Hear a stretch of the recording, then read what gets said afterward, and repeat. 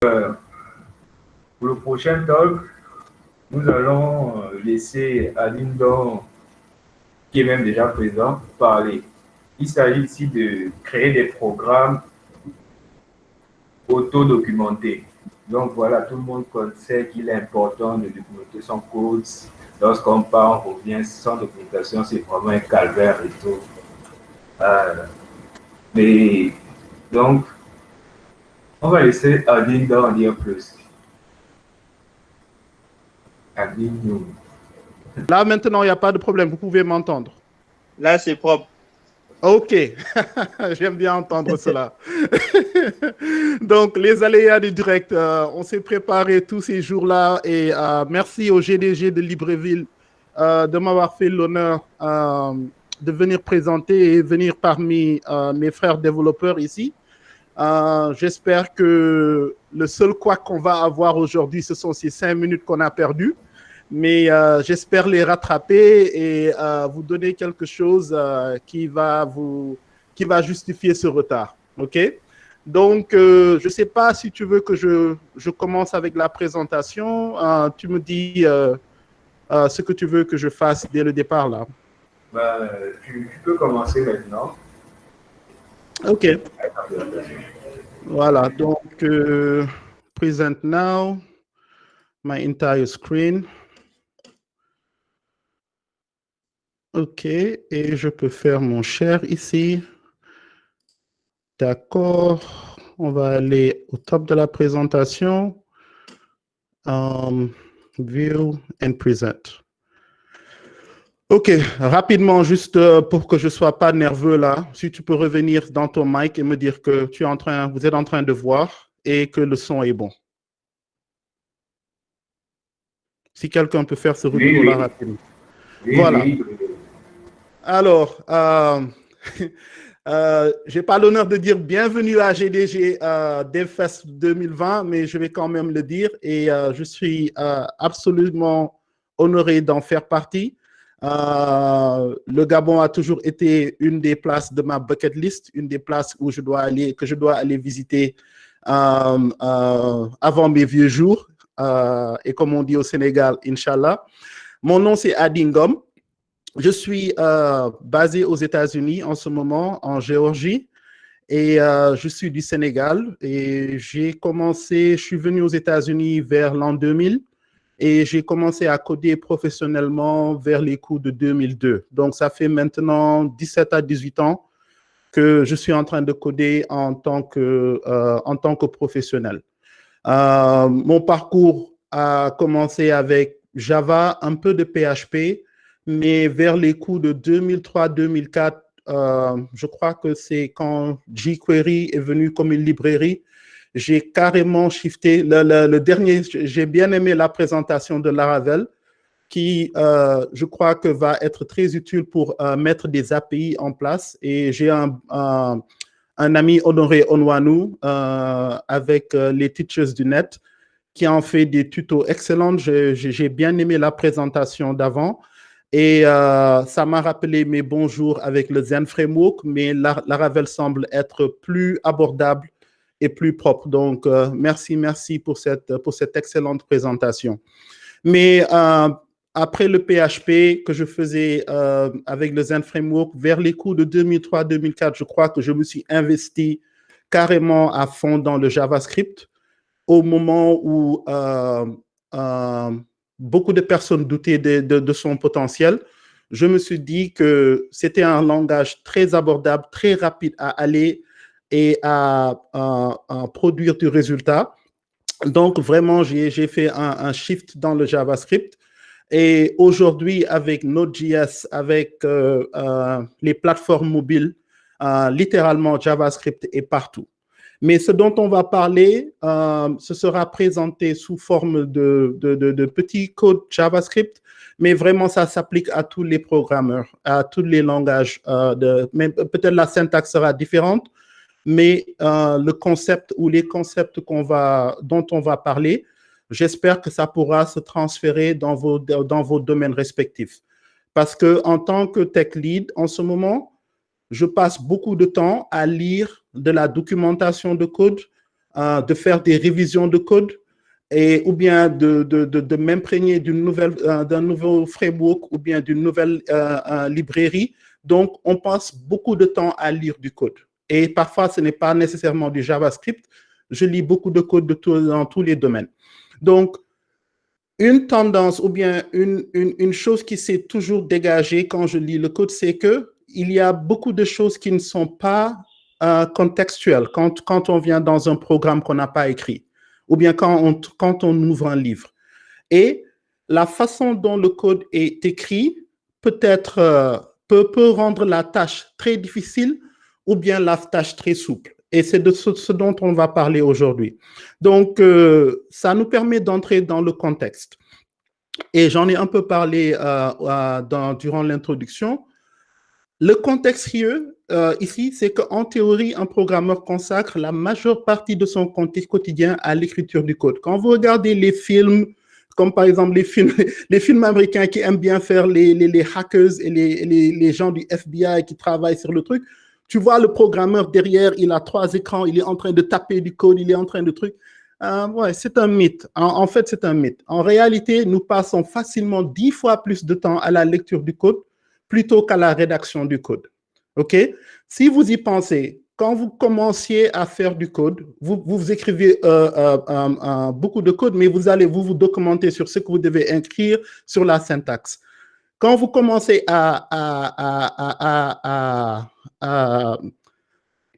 quand vous commencez à être plus expérimenté, non seulement vous écrivez votre code, vous regardez le code de vos collègues, vous allez sur Stack Overflow ou sur Google pour vous renseigner sur autre chose, vous regardez des livres, donc vous passez beaucoup de temps à la lecture du code. Et parfois, le concept peut être très simple, mais la façon dont le code a été écrit peut être très difficile et même peut vous rendre timide par rapport à ce concept-là. Donc, c'est très détrimental. Donc, selon Coralogix, un programmeur aussi passe presque 75% de son temps en moyenne au débogage du code. 75% de son temps. D'accord? On ne va pas aller dans les détails aujourd'hui parce que ça, c'est pour une autre session. Mais juste retenez ce nombre-là. Il est astronomique. Donc, là, si vous ne connaissez pas ce gentleman, c'est Robert Martin, qu'on appelle Uncle Bob, et qui est l'auteur du livre Clean Code, que je vous recommande très sincèrement, quelle que soit votre discipline ou bien quel que soit votre langage de programmation. Il y a vraiment les concepts, et c'est un livre qui date maintenant de plus de 20 ans ou plus, mais qui est toujours d'actualité. Et il dit, indeed, the ratio of time spent reading versus writing is well over 10:1. Donc, en fait, le temps qu'on passe à lire par rapport au temps qu'on passe à écrire est de 10 à 1. Donc, vous voyez que, et ça vient Uncle Bob est retenu dans la communauté comme vraiment un des professionnels à suivre et à adapter certains de ces concepts. Et il dit que nous sommes constamment en train de lire du vieux code quand on est en train de produire du nouveau code. On a besoin d'une référence, comme vous voyez un peu plus tôt, même avec une personne très assaisonnée, on a besoin de partir sur Google, on a besoin de voir la documentation de Laravel, la documentation sur un framework. Il y a beaucoup de lecture qui vient avec le code, OK? Et vous m'excusez avec l'hésitation, ça vient plus naturellement en anglais pour moi ces temps-ci. Donc, j'essaie de faire du français correct ici. Donc, je vous en prie, c'est là où l'hésitation va, mais bon, j'espère que vous parvenez à suivre.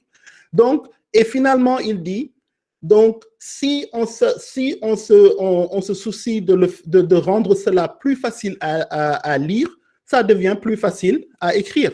Parce que quand on lit et que c'est écrit d'une certaine manière, il y a une certaine syntaxe qui est répétée.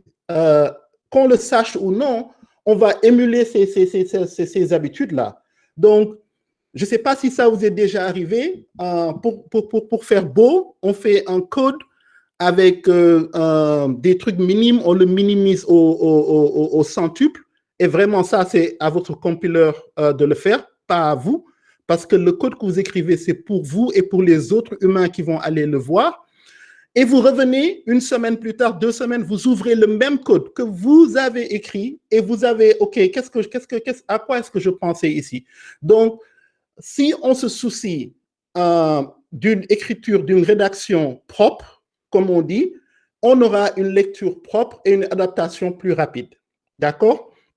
Donc, ça nous mène dans, c'est quoi même l'autodocumentation? OK? Et on est toujours bon là, hein? Donc faites-moi savoir si on est toujours bon avec le son et avec la livraison, ça va? Parce que là, je ne peux pas vous voir. Voilà, on est bon? OK. Donc, on y va avec l'autodocumentation. Donc, l'autodocumentation peut être divisée en 3 catégories générales. Il y en a un peu plus. Vous pouvez, et ce que je veux vraiment insister dessus, c'est simplement, il n'y a aucune règle biblique ici, ce n'est pas l'évangile. Donc, vous pouvez prendre cela et l'adapter comme cela vous convient, individuellement ou bien en tant qu'entreprise, OK? Mais seulement ça, ce sont des conseils d'ordre général. Donc, les 3 catégories sont la syntaxe ou le choix des noms intuitifs pour les variables et fonctions, OK? Donc, et on va voir ça en pratique. La structuration ou le regroupement modulaire de fonctionnalités et la singularité de la tâche à accomplir pour chaque unité de fonctionnalité. Et cela, on va voir ça quand on va essayer de mettre ces choses-là en pratique, OK? Donc, la syntaxe. Je vais vous balancer quelques lignes de code. Vous avez 5 à 10 secondes pour me dire que si... Je vais vous donner 10 secondes pour vous demander si vous comprenez ce que ce code-là est en train de faire, c'est quoi son intention, c'est quoi son type de retour et toutes ces petites choses-là en 10 secondes. OK? Donc, voilà le premier code. 10, 9, 8, 7, 6, 5, 4, 3, 2, 1. OK, qui a compris exactement ce qui est en train de se passer dans ce code? Bon, donc il s'est ouvert, celui qui veut répondre répond. Mais pour ma part, bon, j'ai quand même du mal. Je vois là qu'on veut. Je comprends qu'elle est de chaîne des caractères, mais après, je vois qu'on veut remplacer du vide par une chaîne, c'est-à-dire par rien du tout. Et après, je vois qu'on unifie tout. Et après, on retourne, après avoir splitté, on retourne chaque lettre qu'on va renverser et qu'on va rejoindre encore. Et même pas on retourne, on vérifie si tout est égal. Bon, bref, vraiment, c'est compliqué. Exactement. Donc, en 5 secondes ou en 10 secondes, on ne peut pas savoir quelle est l'intention de ce code. Qu'est-ce qu'il est en train de résoudre? Qu'est-ce qu'il veut faire? Par exemple, le nom de la fonction elle-même, PLD. Est-ce que c'est Parti de la Libération Démocratique? Est-ce que c'est Palladium? Est-ce que c'est Polk? I mean, ça peut... Et en plus, on est dans un espace universel. PLD peut signifier une chose chez moi et peut signifier une chose entièrement différente chez une autre personne. Et vous savez qu'on est en train de prendre du code sur Git, d'hériter du code et des choses comme ça. Qu'est-ce qui se passe si on doit faire un audit sur ce code-là et essayer de comprendre ce qui est en train de se passer? Maintenant, je vais vous donner ce qu'on appelle le 5-second rule. Et ça a été quelque chose qui a été... la première fois dont j'en ai entendu parler, c'était avec John Papa. John Papa, si vous ne le connaissez pas, c'est une personne prominente dans le cercle de Angular, le framework Angular, mais aussi dans d'autres beaucoup de cercles. Il est à Microsoft et il est dans le circuit des conférences. Et il a aussi le fameux Angular Style Guide que beaucoup de compagnies d'entreprises utilisent pour stabiliser la compréhension du code. Donc, il dit, la règle des 5 secondes, if you can't understand the code in 5 seconds, there's probably a smell. There's probably an idea that you should probably refactor. Donc, en gros, il dit que si vous ne pouvez pas regarder, simplement scanner un code en 5 secondes et ne pas comprendre l'essence du code, ce qu'il est l'intention du code, donc il y a probablement une chose à réétablir, à refactor ici. Donc, maintenant, on va faire l'exercice de reprendre ce même code-là et de le refactor, c'est-à-dire de le rendre un peu plus intuitif, un peu plus lisible et de révéler l'intention juste avec la façon dont on libelle certaines choses dans ce code-là. OK? So, on revient, et c'est John Papa, et il a une présentation qui s'appelle Readable Code. Je vous conseille vivement d'aller le voir. Maintenant, la fonction, on revient. Maintenant, la première chose, le nom de la fonction doit révéler l'intention derrière cette fonction. Donc, maintenant, si je change de PLD to isPalindrome, donc là, je suis en train de voir si ce que je vais passer dans cette fonction est un palindrome. Et la façon dont j'ai formulé cela, isPalindrome, déjà me donne une indication que ça va revenir avec un booléen. Parce que quand je dis are you is something, est-ce que je suis en train d'expecter, je m'attends à un oui ou à un non. Déjà, simplement en changeant le nom de la fonction, je suis en train de révéler l'intention derrière la fonctionnalité de ce code-là. Maintenant, la deuxième chose, le type de paramètre. STR peut être, ça peut être à l'interprétation, qu'est-ce que c'est que STR, OK? Donc là, je dis carrément que ça va prendre string, OK? Donc, on va me passer une chaîne de caractères et la fonction, maintenant, ce sera simplement de voir si c'est un palindrome. Si maintenant je faisais, j'arrêtais maintenant mon code à la ligne 1, rien qu'en venant et en regardant cette amélioration, je peux savoir l'intention du code. Maintenant, imaginez que vous soyez dans un programme ou bien dans un, disons, dans un projet qui a des milliers de lignes de code et quelqu'un vous dit, je crois que la fonctionnalité de palindrome est en train de ne marche plus. Tout ce que vous avez à faire, c'est une recherche générale sur palindrome et cela va venir. Et il y a beaucoup d'autres choses qu'on peut faire, mais simplement regardez en 2 secondes, en changeant le nom de la fonction, on a beaucoup d'informations parce que nous sommes des êtres humains. Nous opérons sur beaucoup d'intuition et d'habitude. L'ordinateur, isPalindrome et PLD, c'est la même chose. Parce qu'après la compilation, ça va même plus être isPalindrome. Mais pour nous, en tant qu'humains, qui vont passer notre code à d'autres, ou bien même revenir là-dessus, il est impératif qu'on puisse regarder très rapidement et saisir l'intention derrière. Donc maintenant, à la ligne 2, à la ligne 4 et à la ligne 7, j'ai cette constante qui est locale à la fonction, qui est un underscore STA. Donc, je vais améliorer cela aussi. Et là, maintenant, je dis trim string, parce qu'on va trimer la chaîne de caractères, on va se débarrasser. Déjà sur la ligne 2, si quelqu'un n'a jamais vu, comment dirais-je, comment ça s'appelle encore, ce type de fonctionnalité-là, bon, le nom ne me vient pas, mais sur la ligne 2, en nommant cette variable trim string, je suis en train de dire à la personne que ce sera une chaîne de caractères et qu'on va le trimer. D'accord? Donc là, même sans comprendre la fonctionnalité, l'opération sur la droite, le nom est indicatif. Donc, vous voyez comment la différence entre un code comme ça, la fonctionnalité est toujours la même. Rien n'a changé sur le type de fonctionnalité. Mais l'intuition, ce code-là s'autodocumente. Il dit déjà, juste avec son nom, ce qu'il a l'intention de faire, qu'est-ce qu'il faut lui passer là-dedans et quel type d'opération il va exécuter à l'intérieur.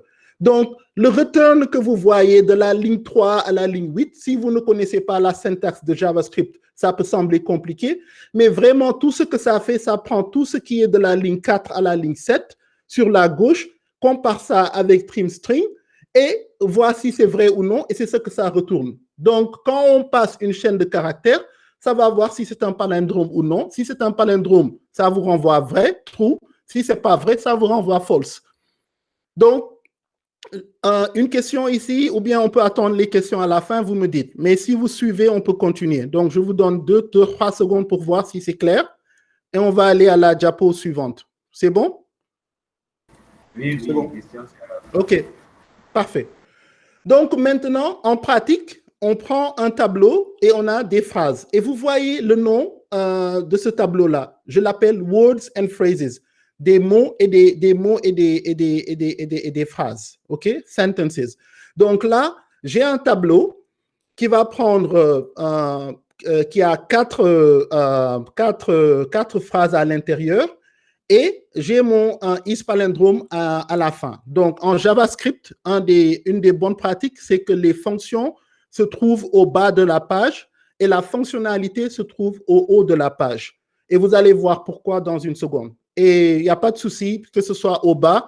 Quand l'exécution se passe, les fonctions vont toujours aller vers le haut. Donc, l'ordinateur ou bien le JavaScript engine fera en sorte de mettre les fonctions au haut. Donc, pour nous, pour qu'on puisse lire, on n'a pas besoin de mettre toutes les fonctions au top de la page. On peut les mettre au bas de la page. OK? Maintenant, là, à la ligne 8 et 9, maintenant, je suis en train de créer une nouvelle variable et j'appelle Word and Phrases, qui est mon tableau, et je filtre avec isPalindrome. Donc, le filtre, c'est une méthode de JavaScript pour les tableaux. Et essentiellement, ce que ça va faire, ça va prendre chaque itération de ce tableau-là, le passer dans isPalindrome, et isPalindrome va lui retourner vrai ou faux. Si c'est vrai, il enregistrera ça dans le tableau. Si c'est faux, il l'ignore. Donc là, ça va filtrer avec ces Word and Phrases qu'est-ce qui est un palindrome et qu'est-ce qui ne l'est pas. Et à la ligne 9, on fait simplement, on imprime sur la ligne de commande ce qui est le résultat qu'on a. Et comme je disais un peu plus tôt, les fonctions peuvent aller vers le bas. OK? Donc là, quand on exécute cela, vous voyez dans la ligne de commande que a nut for a jar of tuna and then was it a car or a cat I saw and race car sont des palindromes. Mais engage, qui est sur la ligne 4, n'est pas un palindrome. Il lui manque au moins un N de la droite vers la gauche pour être un palindrome. Et ce ne serait pas un mot. Donc, vous voyez, là, quand je reviens dans ce code quelques semaines plus tard, ou bien je le balance à quelqu'un qui ne l'a jamais vu, ça peut lui prendre un petit bout de temps pour se mettre, pour comprendre ce qui est en train de se passer, mais il ou elle ne va pas se gratter la tête et dire de quoi il parle, tu vois. Donc là, on a l'exécution très rapide avec un code qui, utilisant des noms intuitifs et des noms qui révèlent l'intention derrière, l'intention qui est derrière là. Et une convention, dès que vous commencez à nommer d'une certaine manière, c'est-à-dire si vous allez faire du camel case ici avec le premier mot en minuscule, le reste en majuscule, tu vois, respectez votre convention. Quelle que soit la convention que vous allez suivre, respectez ces conventions-là parce que ça devient une signature par rapport à la façon dont vous ou votre compagnie est en train de faire du code. OK? Donc, là, je crois qu'on est déjà à 30 minutes. On va aller un peu plus rapidement pour la fin parce que ça va nous permettre d'ouvrir de nous ouvrir aux questions et réponses. Maintenant, la singularité. Parce que parfois, durant mes années d'expérience, ce que je vois d'habitude, on a l'habitude de prendre beaucoup de choses et on prend une fonction ou bien une classe et on essaie de résoudre toutes les choses-là dans une seule fonction. Donc, est-ce qu'on peut, c'est bon, je ne sais pas si la singularité est la bonne expression en français, mais comment on peut utiliser une fonctionnalité, un code qui ne fait une chose et une chose parfaitement et rien d'autre. OK? C'est de quoi je parle quand je parle de singularité. Donc, on va prendre un exercice et qui dit que si on vous donne un tableau qui contient un nombre X d'éléments, il faudra extraire tous les éléments qui sont des chiffres, et retourner la somme de ces éléments-là. Ces éléments-là peuvent être arrangés de n'importe quelle manière. Et vous voyez, c'est un tableau qui a des tableaux à l'intérieur, qui a des chaînes de caractères, qui a des types de nuls, de false et de true. Mais faisons l'exercice manuellement, d'abord, en tant qu'humain. Si on prend 1 plus 2, ça nous fait 3. 3 plus 3, ça nous fait 6. 6 plus 4, 10. 10 plus 5, ça nous fait 15. 15 plus 3,75, ça nous fait 18,75, moins 1. Donc, notre programme doit nous donner 17,75. Mais il doit nous le donner d'une manière où toutes ces chaînes de caractères, ce tableau-là est simplement un seul tableau et pas de tableaux qui sont enfouis dans d'autres. OK. Comment on va faire cela? Donc, la première des choses, on aura besoin, et j'enlève les commentaires là, on aura besoin de quelque chose qui ne se soucie de savoir que si ce truc-là est un chiffre ou pas. Donc, on a une fonction qui ne se préoccupe que de savoir si ce qu'on lui passe est un chiffre ou pas. Function isNumber, et ça reprend type of x, c'est un nombre ou pas. Et dépendant du langage de programmation que vous faites, vous pouvez écrire ça là de façon autre. Mais l'essentiel, c'est que le isNumber, et vous voyez en plus, isNumber. Donc, vous savez que je suis en train de m'attendre à un boolean. Maintenant, quelqu'un peut me dire, mais pourquoi tu as utilisé x? Cette fonction-là est tellement simple et très facile à truquer. Vous pouvez insister et mettre un autre nom pour le paramètre. Mais à chaque fois que je regarde cette fonction-là, en moins de 2 secondes, je sais exactement ce qu'elle va faire. OK? Je lui passe un argument x et il me retourne si x est un chiffre ou pas. C'est une fonction très simple, mais sa fonctionnalité est très isolée. Je peux la réutiliser à maintes reprises et ce sera toujours ce qu'on appelle une fonction pure en JavaScript. À chaque fois qu'on lui donne le même argument, il va retourner la même valeur. OK? C'est une fonction très simple, mais simple ne veut pas dire qu'il n'est pas puissante. OK? Donc maintenant, on sait que pour faire cet exercice-là, on a besoin de déterminer si les éléments passés, sont des, comment dirais-je, si les éléments passés sont des chiffres, et on a une fonction spécialisée qui fait que ça. La deuxième, on a besoin d'aplatir le tableau. Donc, on a une fonction spécialisée qui s'appelle flatten array. Donc, quand j'avais fait cet exercice-là, c'était la manière de faire cela. ES6, je crois, non, ES7, qui est la dernière version de JavaScript, est venu avec une méthode un peu plus rapide. Tu passes simplement flatten et tu passes le premier argument.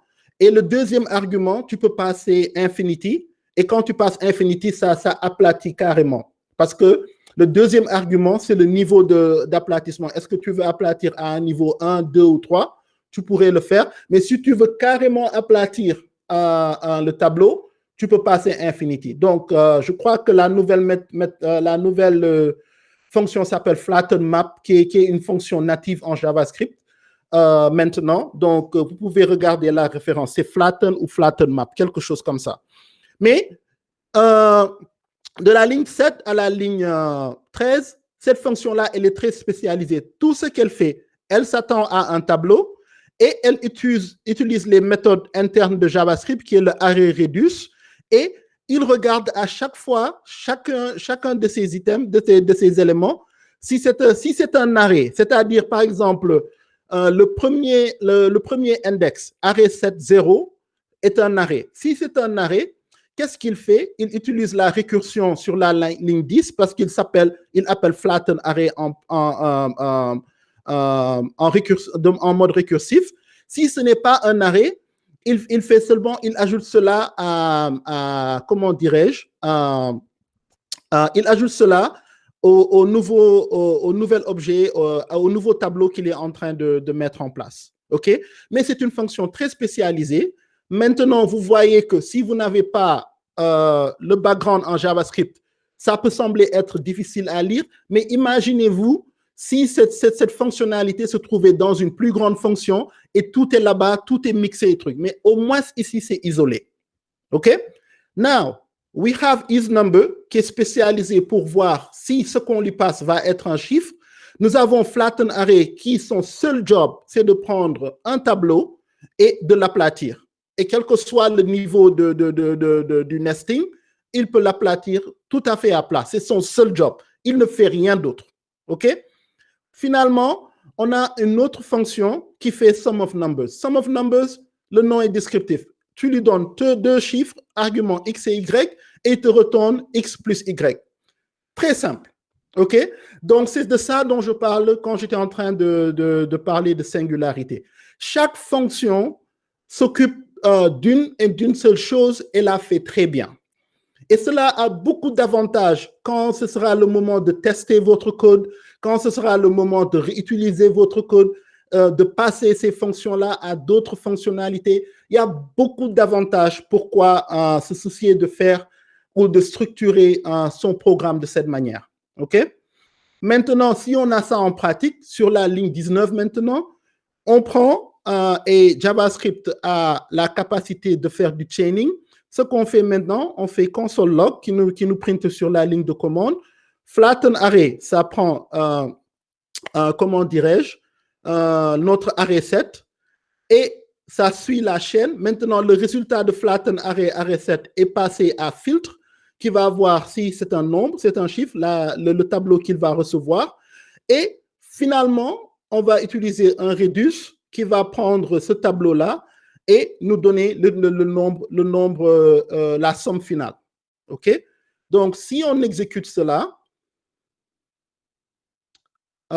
et très rapidement, ça c'est simplement entre parenthèses, cette manière de passer simplement la fonction à l'intérieur, ça s'appelle point-free composition.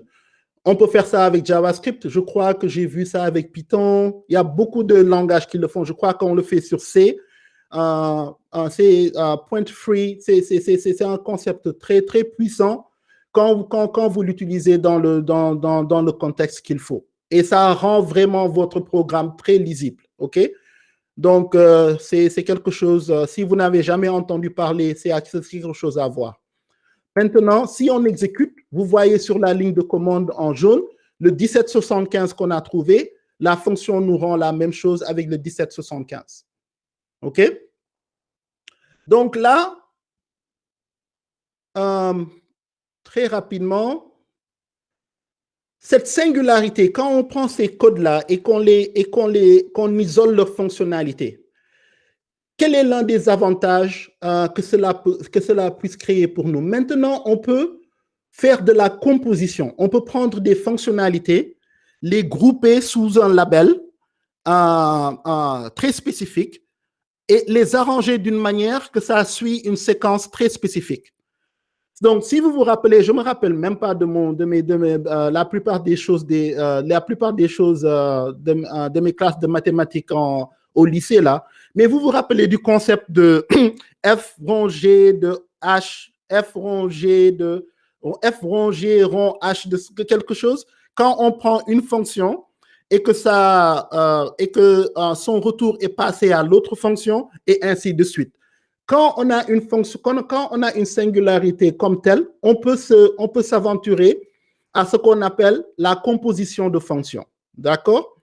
Donc, quand on entre dans la composition, à la ligne 33, j'ai une fonction spécialisée qui prend un nombre X de fonctions. Donc, si vous n'êtes pas dans JavaScript, les 3 points que vous voyez pour les arguments sur, comment dirais-je, sur la ligne 33, ça veut dire groupe tout ce qui passe comme argument. C'est-à-dire, on peut me donner un argument, on peut me donner X arguments, groupe tout cela en un tableau. Donc, on dit que compose va prendre un ensemble X de fonctions. Et je ne vais pas m'atteler aujourd'hui sur... bon, je vais aller vers le comment dirais-je, reduce right. On a vu reduce un peu plus tôt. On l'a vu ici sur la ligne 18. Reduce, d'habitude, va de la gauche vers la droite. Reduce right va vers la droite, de la droite vers la gauche. Et essentiellement, ce que cette fonctionnalité-là est en train de faire, c'est que quand on lui passe des fonctions, il va prendre la fonction qui est le plus à droite, exécuter la valeur, le retour, la passer à la fonction qui vient derrière, c'est-à-dire d'aller vers la droite, vers la gauche. OK? Donc, c'est ça que reduce right est en train de faire. Donc, en créant cette fonction spécialisée compose, on est en train de dire que je peux prendre un groupement de fonctions et commencer vers la droite dans ce sens-là. Si vous voulez aller de la gauche vers la droite, maintenant, vous n'avez pas utilisé reduce right, vous pouvez utiliser reduce. Je crois que si je me trompe pas, si vous allez de la gauche vers la droite, c'est du piping, je crois. Et si vous allez de la droite vers la gauche, c'est la je suis pas sûr. Il y a un terme précis pour les deux, on peut voir après. Mais c'est comme ça qu'on le fait. Donc, pour les gens qui font du Linux et quelque chose comme ça, c'est le même concept. Donc, sur la ligne 33, on introduit une fonction qui fait de la composition de fonctions. Comment on va utiliser cela?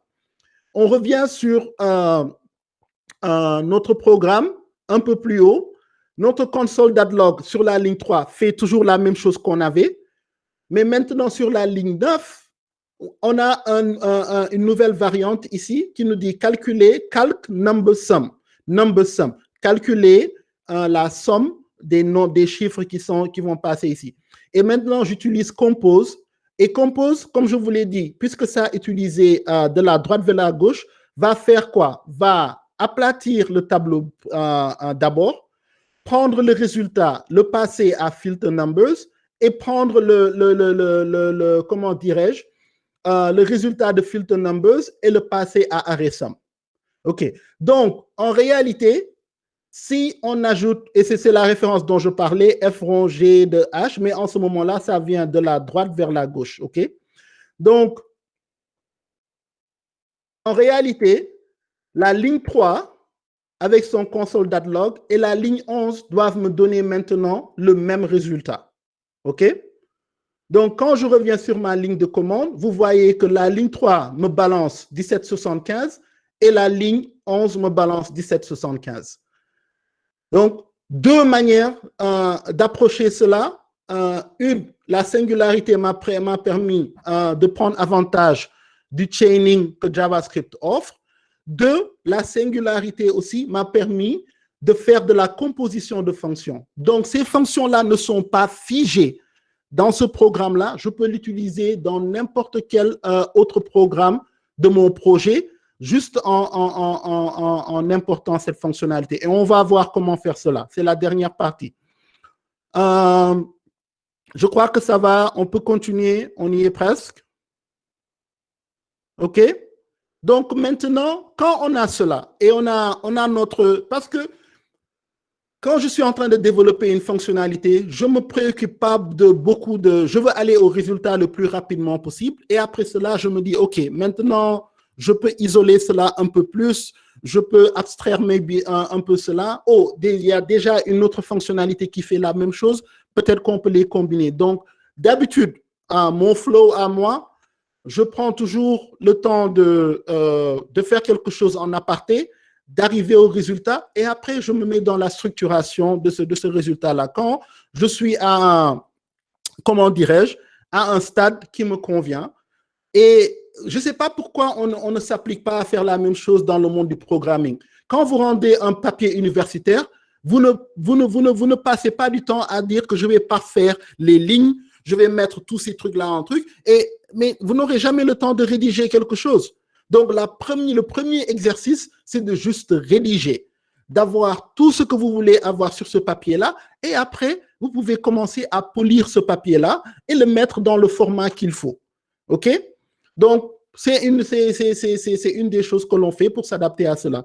Et je ne crois pas que j'ai besoin de mon... Oh, OK, non, je vous entends avec mon headphone, je dois l'avoir. OK. Voilà, donc, maintenant qu'on est arrivé à un point, on va faire la structuration. Donc, comment on va s'y atteler? On a notre programme. Et maintenant, sur la gauche, on va ouvrir notre éditeur de code. Et ce programme-là s'appelle Screams.js. OK? Et on va commencer à faire un petit exercice de modularisation de ces fonctionnalités, de ces fonctions-là. Donc, on va créer, et vous allez voir ici, on va créer un fichier qui s'appelle utils pour utilité. Il y a beaucoup, ça dépend aussi. J'ai vu qu'il y a toujours un dossier utilité ou un dossier libre qui est créé dans beaucoup de projets. Donc, ça c'est devenu une constante pour moi. C'est-à-dire que j'essaie d'assembler toutes les fonctions utilitaires dans un dossier et à chaque fois dont j'ai besoin je sais là où ce n'est pas attaché à une fonctionnalité spécifique, mais ça donne le potentiel, la capacité de créer des fonctionnalités. Et c'est ce que je mets dans mon dossier utile. OK, donc c'est à vous de voir à quoi ça ressemble ou bien c'est quoi l'équivalent dans votre projet. Donc, on a créé un dossier utile et à l'intérieur de utile, vous allez voir que chaque fonction compose, qui nous permet de faire la composition, est maintenant dans un fichier qui s'appelle compose et dans un, comment dirais-je, et à un fichier qui s'appelle compose.js. Flatten array est dans un fichier qui s'appelle flatten array et a maintenant flatten array.js. Et so forth et so on, comme on dit, ainsi de suite. OK? Maintenant, à l'intérieur de utils, puisque je suis en train d'utiliser JavaScript, et dans ce cas-là, Node.js, je crée un index et j'exporte toutes les fonctions, ou bien toutes les fonctions qui sont ici. Donc maintenant, je peux prendre utile et l'utiliser comme un module. En faisant cela et en ajoutant l'index.js, je viens de transformer utile en un module que je peux faire référence dans les autres parties de mon programme. OK? Et là, à l'intérieur de index, j'exporte toutes les fonctionnalités qui sont dans compose, qui sont dans flatten array et qui sont dans numbers. OK?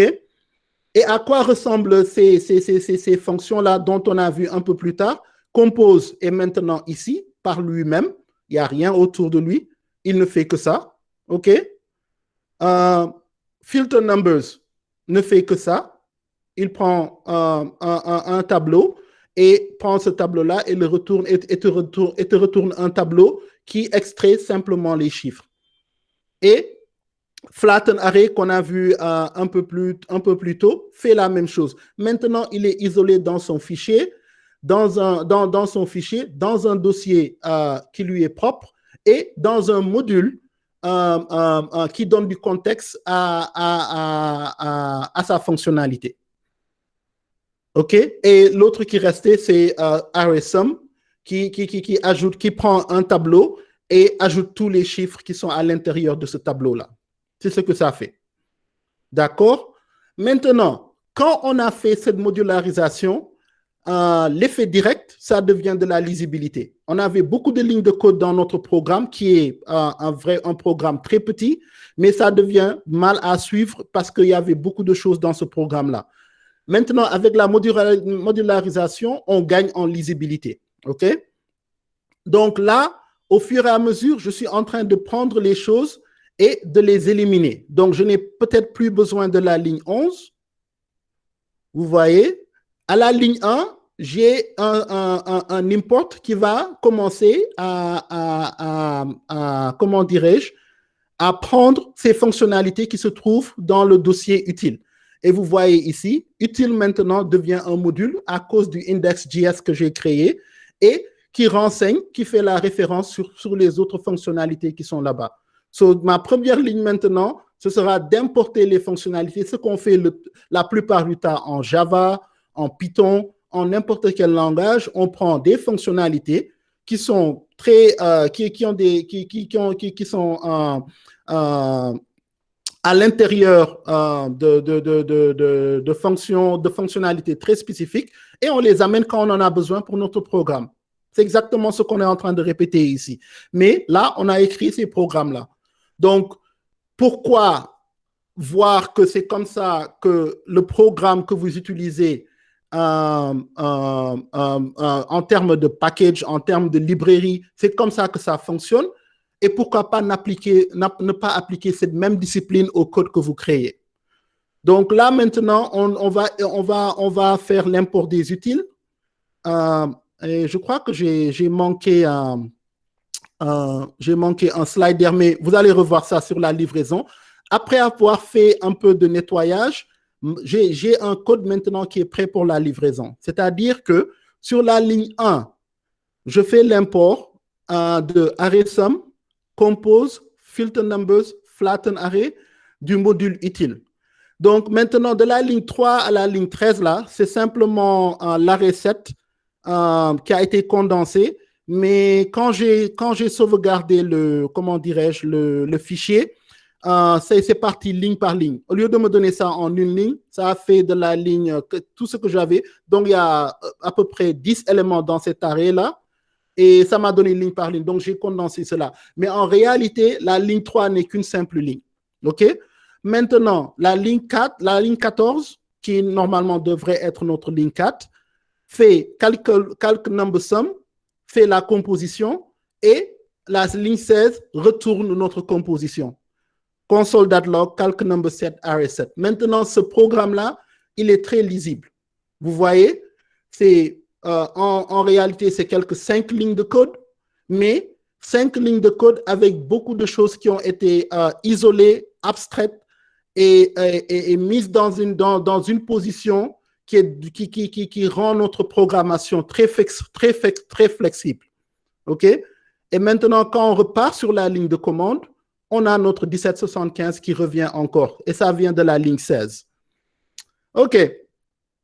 En résumé, un programme peut s'autodocumenter si on nomme de façon intuitive les variables, fonctions et classes. On isole, singularise et organise les fonctionnalités par fichier.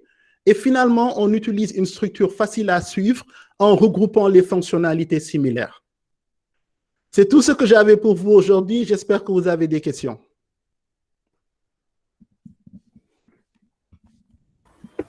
Merci beaucoup, Ali. Merci pour cette belle présentation sur comment documenter le cerveau. C'est vraiment très instructif. Alors, si vous avez des questions, n'hésitez pas à désactiver vos micros ou bien à rédiger sur le Slido. Ali est là pour répondre. Mais déjà, je tiens à dire vraiment merci et bravo. Je ne sais pas si certains veulent désactiver leur micro et si même si c'est lancé, applaudissez quand même. Hein, c'est vraiment. Non, ils applaudissent virtuellement, t'en fais pas. Il n'y a pas de souci. Voilà. Il n'y a pas de souci. Pour ma part, vraiment, c'est pas que j'ai des questions, plus que vraiment tout était instructif du début à la fin. C'était très bien introduit, ça a très bien amené le sujet. Ensuite, les exemples étaient parfaits. Par exemple, pour palindrome, c'est après que je me suis rendu compte que, ah ouais, si c'est le mot, même le début, si c'était is palindrome, j'allais vite comprendre le reste. Vraiment, j'allais comprendre qu'on revoyait un booléen, tout ça là. Donc, c'était vraiment intéressant. Bon, Ali, il y a deux questions pour toi. Ok, il n'y a pas de souci. La première, c'est l'informatique paye bien au state. C'est une question. On demande l'informatique paye bien au state. C'est l'informatique quoi? Si l'informatique paye bien au state. Oh, pour être honnête, oui. Il y a une courbe d'eau. Donc, maintenant, il y a une grande différence entre, par exemple, celui qu'on perçoit comme un junior developer et celui qu'on perçoit comme un senior ou un architecte. Hein? Donc ça, il y a une très grande différence. Ça paie bien son nom. Pour vous donner une idée, il y a eu presque 2 ou 3 crises financières qui se sont passées aux États-Unis depuis l'an 2000. Il y a eu le 2001 avec les attentats de New York, je crois. En 2006 ou 2007, quand Obama était au pouvoir, il y avait une autre crise avec, je crois, les banques Fannie Mae et Bernie Mac qui sont partis en catastrophe. Et actuellement, avec le Covid, on a une crise. Mais la constante, c'est que le métier de programmeur, il y a encore beaucoup plus de travail maintenant en tant que programmeur qu'auparavant. Un programmeur qui reste assaisonné, assidu, à jour, ne va pas chômer dans ce pays-là. Il y a plus de demandes comment dirais-je, que d'offres dans ce cadre-là. Je crois que l'année dernière ou l'année d'avant, il y avait 1 million de jobs de programmeurs qui n'ont pas été remplis parce qu'ils n'ont simplement pas trouvé des personnes qualifiées pour le faire. Donc, ça paye bien son bonhomme, mais maintenant, en même temps, c'est extrêmement compétitif. C'est-à-dire que même le concept de junior développeur n'existe même plus. Les gens ne s'attendent, il n'y a plus de coaching. Les gens ne s'attendent plus à quelqu'un qui vienne et qui soit coaché. Ils s'attendent à quelqu'un qui vienne avec des aptitudes et avec la possibilité de venir et de régler les problèmes. Donc, ça, c'est tout un autre débat, mais pour couper court, oui, ça paye vraiment son bonhomme, mais il faut rester à jour et il faut rester compétitif. D'accord, Adi. Bon, la deuxième question, c'est est-ce que l'utilisation d'un framework n'est pas la meilleure façon de respecter votre résumé? Oui et non. Un framework, par exemple, si on regarde un framework comme Angular, que j'utilise tout le temps, qui est par exemple, je peux même dire mon gagne-pain. Angular est un framework qu'on appelle opinionated frameworks, un framework avec beaucoup, c'est-à-dire qu'il y a une certaine façon de faire avec Angular. La même chose qu'il y a une certaine façon de faire avec Python ou Java, Angular te force d'aller dans un certain sens pour faire certaines choses. Mais la plupart du temps, c'est au niveau structurel. Quand on regarde, quand on entre à l'intérieur, Angular ne va pas te dire, par exemple, tu as 100 composantes dans ce module-là, tu devrais les éclater en 10 modules. Angular ne va jamais te dire ça. C'est à toi de voir de façon intuitive, est-ce qu'un module doit avoir 100 composantes à l'intérieur ou non? Est-ce qu'on peut prendre un module et le transformer en un sous-module et le réutiliser? Par exemple, l'exemple que je donne toujours, tu fais une boutique en ligne. Hein? Tu as une boutique en ligne et tu vois un module qui s'appelle commerce. Dans le module commerce, tu as le panier. Tu as le Stripe ou bien la méthode de paiement et ainsi de suite. OK? Et tu as tout ça dans un module qui s'appelle commerce.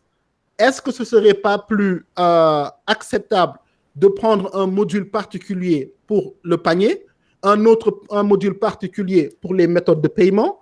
Parce que si ta boutique est en train d'évoluer, tu peux avoir une méthode de paiement ou plusieurs méthodes de paiement. Donc, les frameworks peuvent nous donner un certain pourcentage de cette, de cette discipline, mais elles ne nous le feront pas à 100% parce que le code est intuitif et humain tout d'abord. Donc, puisque c'est un code intuitif et humain tout d'abord, il faut qu'on y ajoute notre touche humaine en ayant, en faisant la part des choses et en faisant ces séparations-là nous-mêmes.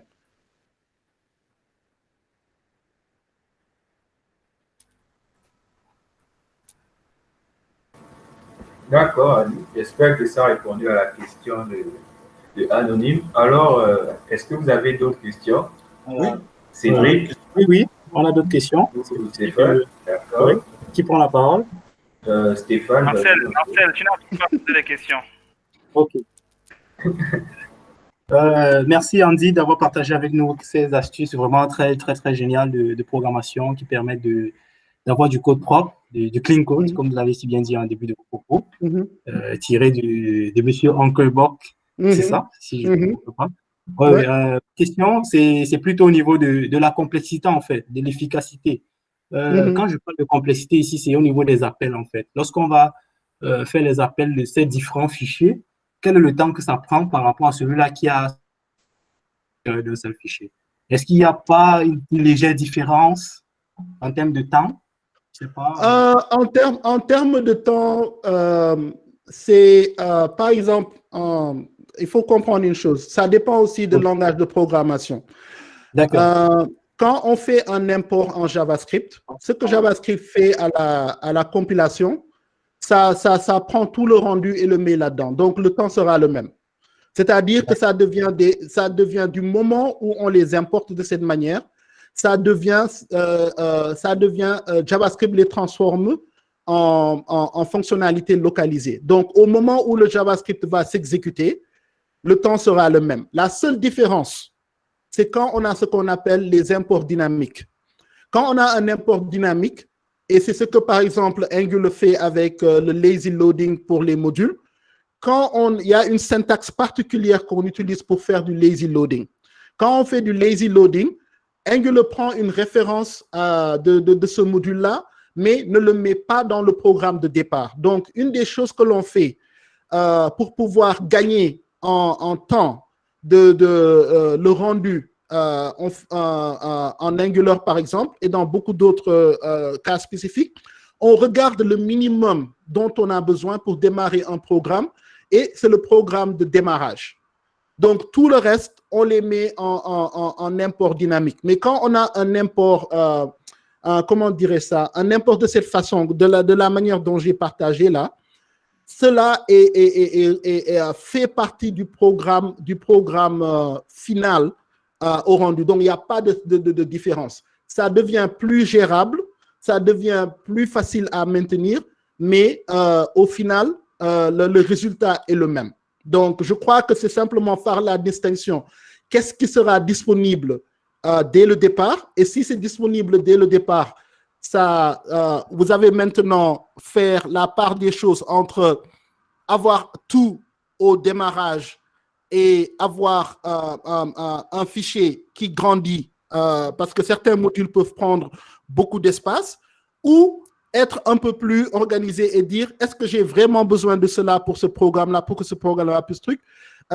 Disons, si j'ai un bouton qui dit que simplement quand je clique sur ce bouton-là, c'est quand j'ai besoin de cette fonctionnalité, est-ce que ce ne serait pas meilleur d'importer cette fonctionnalité-là de façon dynamique? Donc, j'espère que ça répond à la question.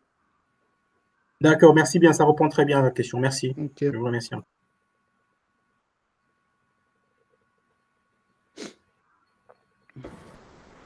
D'accord. Alors, plus d'autres questions? OK, donc je vais partager quelque chose très rapidement pour finir. Laissons faire ça rapidement puisqu'il n'y a plus de questions. J'aurais une question pour toi, Adi. Oui, vas-y. Alors déjà, merci pour cette présentation. C'était vraiment très, très intéressant. J'ai beaucoup aimé l'exemple du début. Mm-hmm. Ça montre à quel point c'est important de bien choisir les mots quand on code. Mm-hmm. Alors, merci beaucoup. Alors, en même temps, je me suis rendu compte que je suis quand même un petit peu obsolète en JavaScript. Et qu'il faudrait que j'envoie ça. Et okay. En fait, j'avais une question.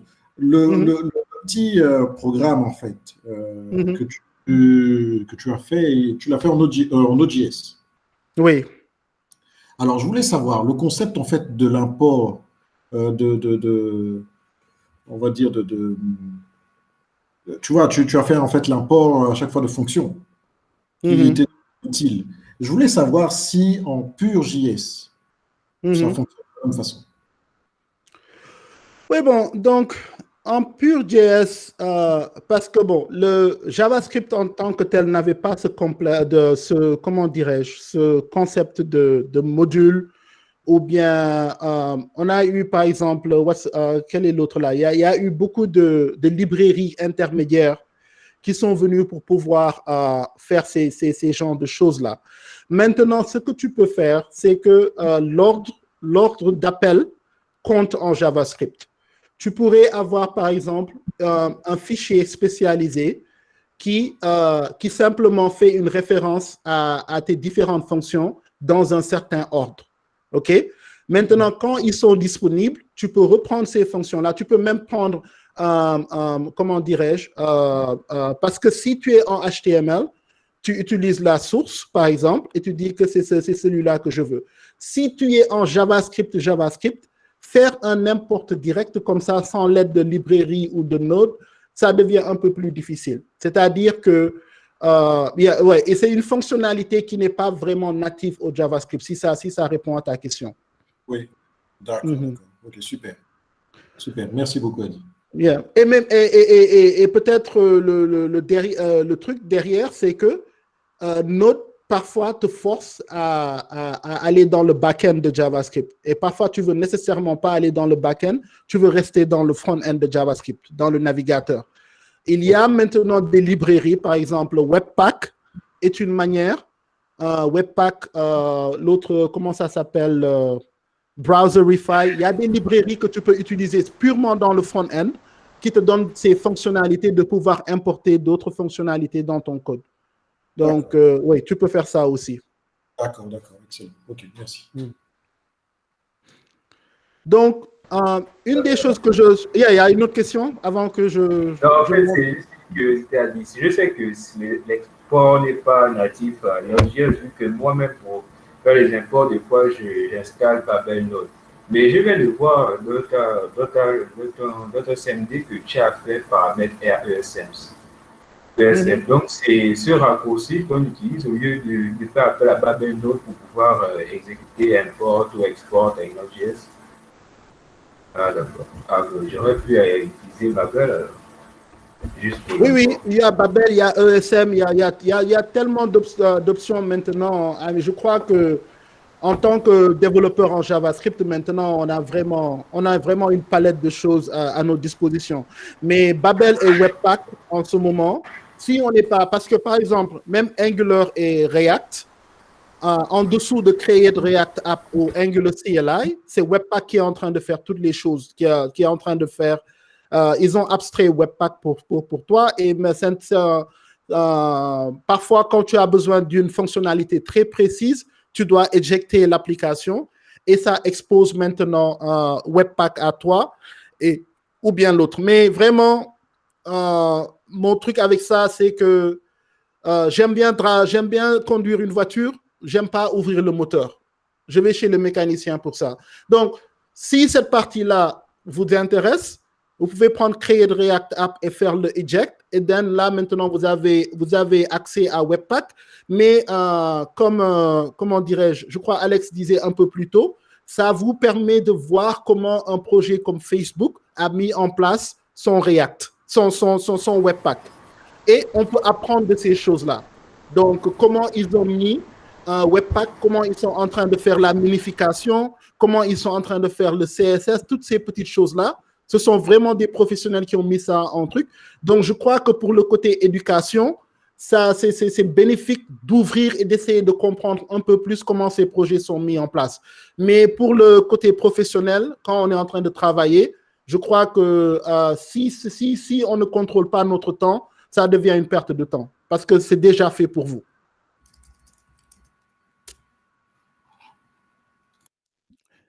OK. Et ce que je voulais montrer très rapidement pour une minute, après l'isolation qu'on a fait là, la singularité, je sais pas si c'est le bon terme, j'ai sur le côté de, comment dirais-je, Git là, j'ai transformé ces fonctionnalités-là, ce JavaScript en TypeScript. OK? Du JavaScript, je suis passé au TypeScript parce que là, maintenant, TypeScript me permet de faire du typage. Je peux maintenant dire que je m'attends à un tableau et ça va retourner un tableau. OK? Et maintenant, là, le reste, c'est la même chose. Mais là, TypeScript me permet d'ajouter cela. C'est quelque chose, par exemple, que JavaScript n'a pas nativement. Donc, ce sera très probable, si vous êtes au JavaScript, que vous allez ajouter TypeScript pour ajouter ce type de, comment dirais-je. Et c'est toujours bon parce que dès que vous envoyez quelque chose qui ne va pas, votre éditeur va vous dire dès le départ que quelque chose ne va pas. Donc, je crois qu'il a été estimé que en ajoutant TypeScript, on est en train de, on peut déjà attraper 30 à 40% des petits bugs là qui entrent dans notre application. Donc, mais le plus important, pourquoi isoler la fonctionnalité? Quand on fait la qualité du code, le test unitaire, vous voyez maintenant, je peux importer expect the chai, importer Mocha et importer ma fonction et avoir une petite description et dire que cette fonction-là doit prendre un tableau qui a des tableaux à l'intérieur et doit l'aplatir. Et là, sur la ligne 9, je lui dis, c'est ça que ça doit dire. Donc là, parce que j'ai quelque chose de très précis à tester, mes tests deviennent très, très, très, très, très simples à écrire. Et si je multiplie ça par 1000 et je mets en marche mon moteur de test, ça me dit rapidement. Donc, à chaque fois que j'introduis du nouveau code, je fais du regression testing. C'est-à-dire, je vais voir si j'ai créé un nouveau truc ou pas. Parce que maintenant, j'ai la flexibilité d'avoir des unités très simples à gérer et d'écrire des tests très simples autour de ces unités-là. Donc, vous voyez le utile en ce moment. Je crois que ça, c'était flatten array. Et le dernier que je vais montrer, numbers only. Donc, le numbers only, ça va prendre un array et ça va retourner un array. Et si le test unitaire pour cela est très simple maintenant à mettre en place, vous voyez, je lui passe ça et je lui passe ça. Et c'est ça, c'est à quoi je m'attends. Donc, c'est là un autre des avantages auxquels faire cet exercice-là, les genres de bénéfices que ça peut rapporter au final.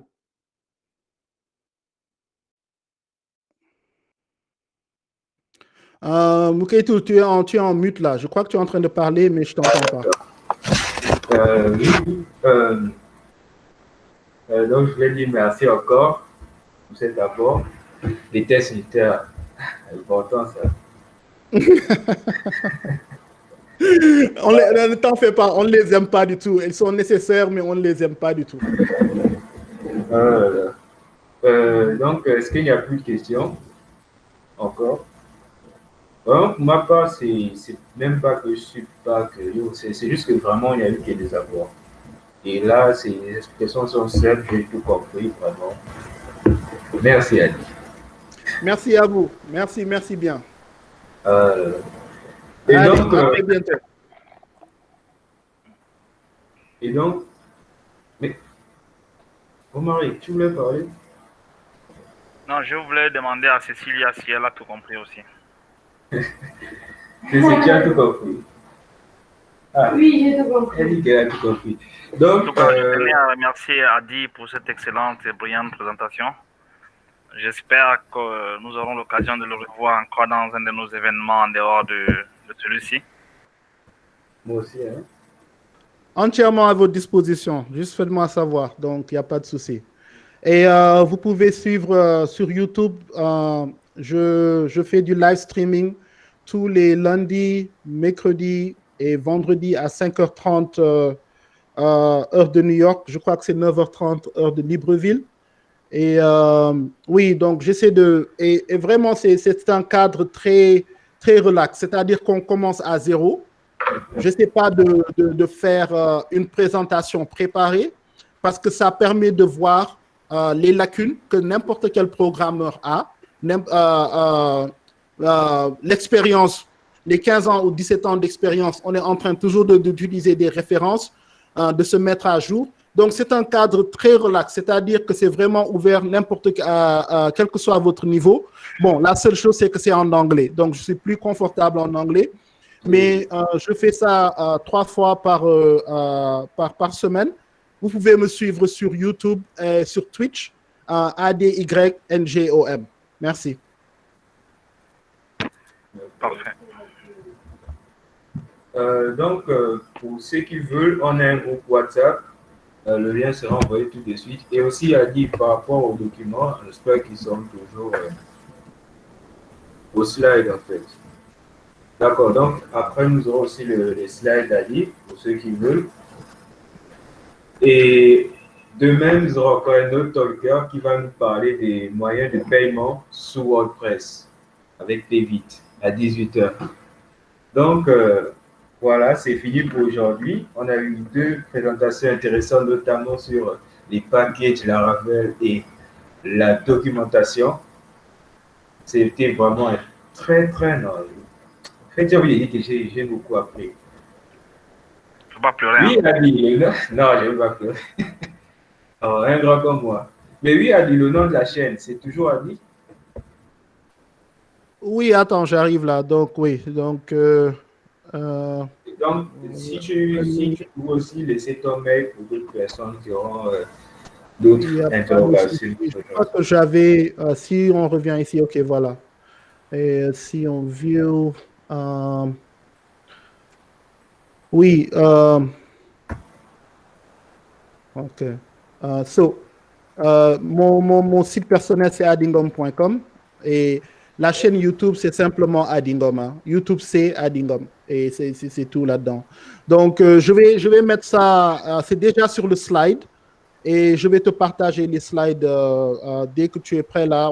Je peux t'ajouter comme un admin sur le slide, donc tu peux l'avoir. D'accord. Ok? D'accord. Merci.